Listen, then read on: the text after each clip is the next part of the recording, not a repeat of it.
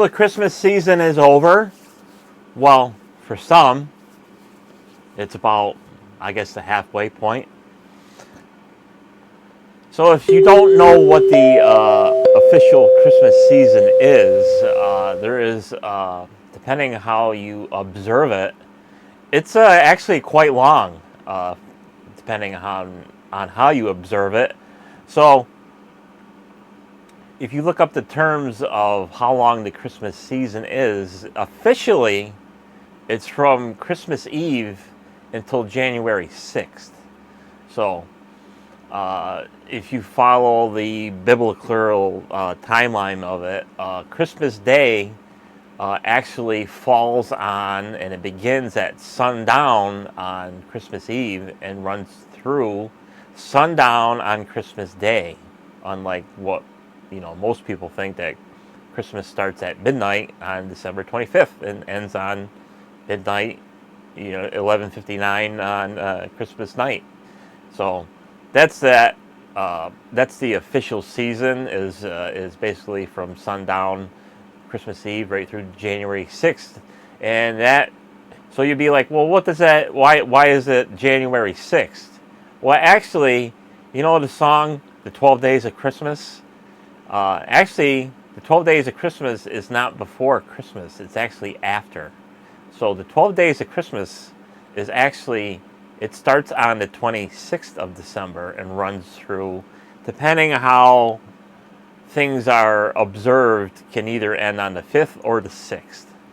So if you really want to be a diehard Christmas nut, of course, we all know we pretty much have access to Christmas, especially if you're a Christian or something like that. Basically every day is Christmas.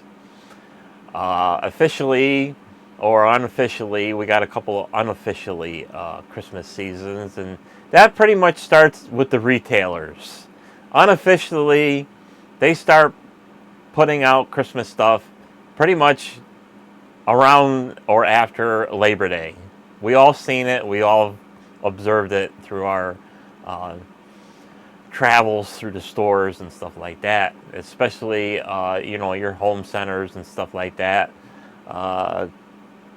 2023, when I walked into my local Lowe's in the month of October, it was an odd mix, an interesting mix of Halloween and Christmas combined together. So you had Christmas displays, and in the background of the displays was in big 10-foot, 12-foot skeletons hanging over it. So very odd scenario and stuff like that. So that's the one of the unofficial starts of Christmas season is that. The second unofficial Christmas is pretty much starts on the first day after Thanksgiving, the Sunday after Thanksgiving, and that runs until Christmas Eve. So that's called the Advent of Christmas. So if you, it's like I said, it's unofficial, but a lot of people, and of course, the majority of the populations, that's when they start putting their Christmas lights out, is pretty much after Halloween, and so you take advantage of the warm weather and the nice weather, and you get all your stuff up, and then you're done and stuff like that. So unofficially, we got the Advent of Christmas. So like I said, that runs from the first Sunday after Thanksgiving right through Christmas Eve, and then you got the big day itself. Then you got 12 days after Christmas, and then if you want to be a real diehard and leave all your lights on or in your Christmas trees up, then we got Candlemas.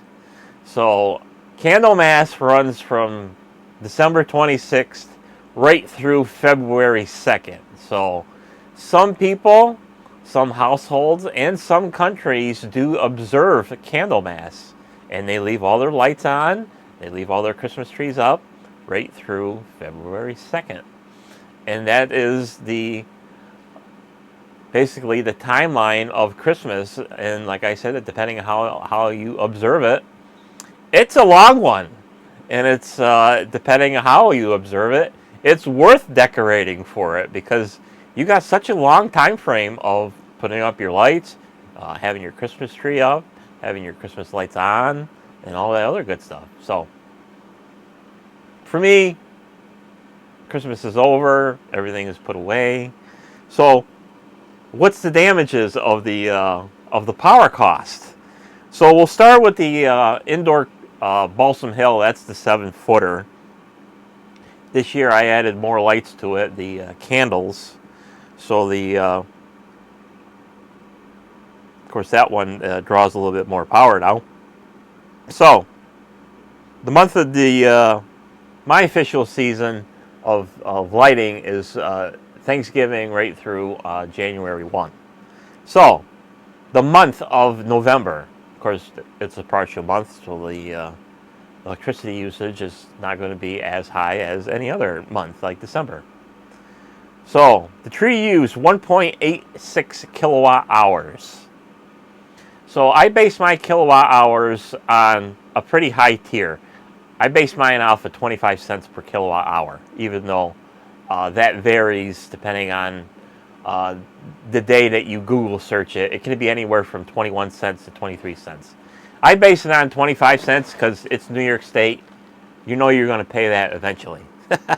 So, the month of November for the inside 7-foot Balsam Hill, 1.86 kilowatt hours, and that was that costed a whole 46 cents to run that. I would imagine that, the cost per kilowatt hour includes all the fees and stuff like that. I really don't know how to break it down to if that's correct or not. So I'm just basing it off what I find on Google, and I input it into the smart app here for the smart outlets that track all your usage. So the month of December, of course, we all know the month of December. All of us have our Christmas lights on. And some of them have them on all day and all night. The indoor tree runs 12 hours a day. So the month of December used 8.06 kilowatt hours. So a whole $2.01. And of course, New Year's Day, I only ran the tree for about 6 hours before I took it down. So that was 0.13 kilowatt hours for 3 cents. So the yearly total for the indoor 7-foot Balsam Hill was 10.07 kilowatt hours for a whole $2.51. So the monthly average was 0.839 kilowatt hours, or the monthly average of 20 cents. And then we're going to move on. I never had a smart plug for my laboratory tree, so I don't have any numbers on that for this year. Next year I'll have numbers on that one. Then we go outside now. So I split outside into two different circuits for the 2023 season. So the live tree outside, I call it the Green Giant Arborvitae, and that's what it is. So the power usage on him for the year, the month of November, was about 6 kilowatt hours. So that's a little over $1. I did have something else plugged into that smart outlet, so the numbers are skewed for the month of November. But then when I unplugged it and made it dedicated for Christmas, I got a more accurate reading for that particular circuit on that. And the power usage for that for the month of December was 29.83 kilowatt hours for a whole $7.45. So that one, it's an all LED tree. So the base tree is M5 steady burn, warm white, blah blah blah. I don't know how many sets, doesn't really matter. We all know how much power it uses. Then it had the slow twinkles. It's got a set, I don't know how many of C7s, and then the RGB strip tape going up, which was only on for a little while. Got some water damage to it, so a couple of strips got some water in it, and it would not allow the whole thing to run properly. So I unplugged it sometime, I don't know, 10 days before Christmas or something like that. But the rest of the tree remained lit until to the end of the year. And I shut that one down pretty much New Year's Eve. That was the last day it was lit. So for the year, for the month of December, 29.83 kilowatt hours. And like I said, it was a whole $7.45. And of course, it didn't get turned on for New Year's Day, just because there's very little activity on my street, dead end street. So, I only run my stuff for the hours operation for the outdoor stuff is from 4 p.m. until 9, just because it's a dead end street and there's not a lot of traffic. So basically a personal household light show. A couple of people have commented. I got one lady on the next street over that has direct line of sight of it. She came over this year after I don't know how many years she's been over on the other street. I think it was 15 years. So she finally come over, and she says she always appreciates seeing the tree up and on at night. It's very, it's an awesome tree to see. And my tree, it's not an up close tree. You can't appreciate the tree if you're standing right next to it, or within 100, I would say about 100 feet of it. The further back you are, the better it looks, just because you can take in the whole show and stuff like that. So, speaking of the big show, we're going to go over the numbers of the big tree. So the big tree is a Balsam Hill 12-footer. It's still incandescent, which uses the majority of the electricity for it. And of course, it's got M5 strobes. It's got a lot of C7s on there, LED. It's got the RGB strip tape. It's got the ball on top. And that circuit also runs the little tree that's behind it, and all the lights on the house. So the little porch and the snowflake. So the month of November, when it got lit, of course, that ran from Thanksgiving Day right through New Year's Day. So the month of November used 42.95 kilowatt hours for $10.73. And the big tree for the month of December was 159.47 kilowatt hours for a total of $39.86. And then for New Year's Day, I only had the tree itself lit.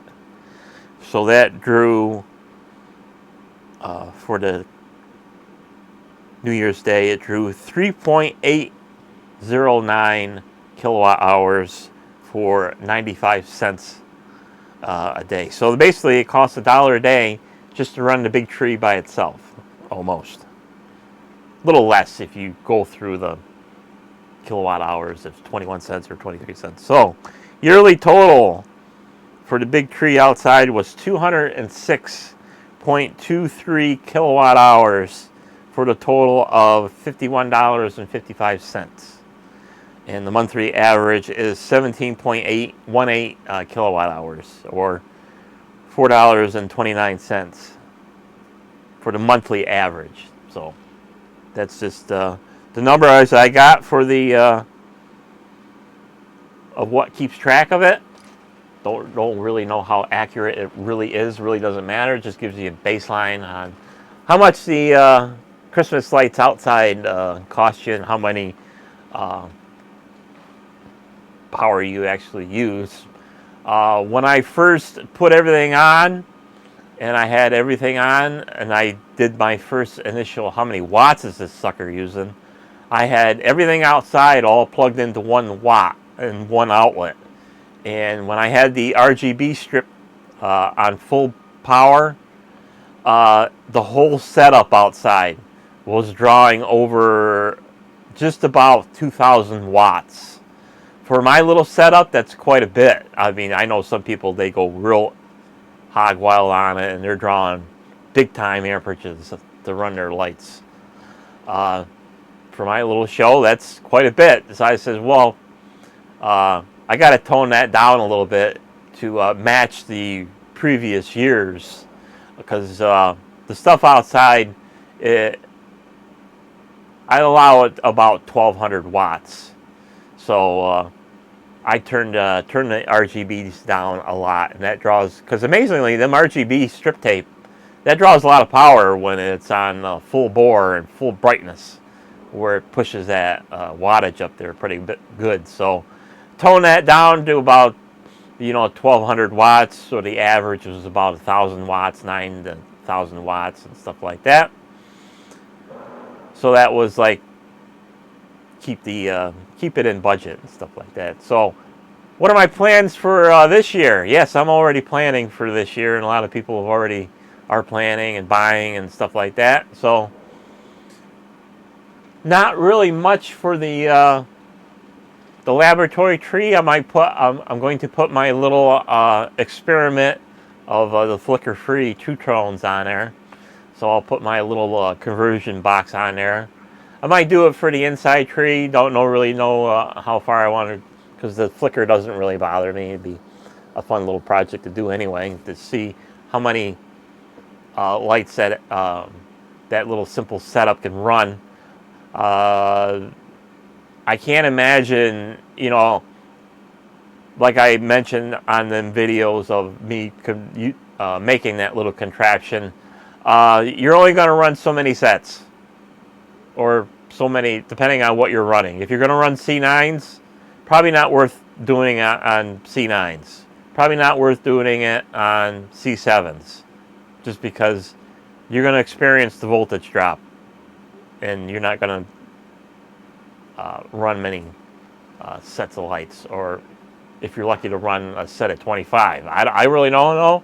Haven't really experimented with that, but I do know, and I have seen it, because like when I made that little YouTube post of the C7s, and off picture you didn't see the all the mini lights, the T5 minis, LEDs, but when I tried to plug in that small set of 10 C7s in 2 sets of T5s, the second set wasn't lighting up at all, and the voltages dropped for the rest of them. So you would have to have a lot of boxes to run all that stuff on DC. So very small scale setup, but it's a lot of fun to do if you want to do it. That's why Christmas lights are semi-rectified, but not smoothed, because you can't do it. It's not feasible. It's not cost effective. Blah blah blah. But I've gone over my videos. You can check all them out. Like I said, not much I'm really going to do about the indoor lab tree. Pretty much set. I might maybe weave in some ribbon. Other than that, it's pretty much set, because it's a small tree, so you really can't do a lot with it. So indoor tree, probably add some ribbon to that. I'm pretty much set for lights on that, so I'm happy with that. It's got all the glass balls. It's got all my little M&M tchotchkes stuff on there. Pretty much happy with that. Outdoor live tree, now that it's pretty much established plant outside, I trim it in May. So by the time Christmas light season comes in, you got lots of little stuff to hang lights on. That might get a little bit more denser in lights to make it look a little bit better, because it's been many years since I planted that, where many years couldn't put anything on it because it was not feasible to put anything on it until it grew and thickened up and looks like a tree. So that one will be probably a couple more sets to make it a little bit more denser. And the big show is probably going to be decorated so it looks good during the daytime. So that's going to get commercial outdoor balls. So it's going to have 6-inch balls. I don't know if I'm going to hang them individually or put them in clusters. Might do that. So that's part of the agenda. Second agenda for that is them plastic 12-inch snowflakes. Decorate that with that, and ribbon. I'm going to ribbon up the tree so it looks awesome during the daytime, and it'll look just as awesome at night. So that'll be a very nice show. So that's my plans on Christmas season of 2024. If there's any new advancements in lights or something interesting, I'll pick them up and stuff like that. But other than that, a little video on what is Christmas season, power usage, and future plans for 24. So that's it for this video. Thanks for watching, and we'll see you in the next video. Bye-bye.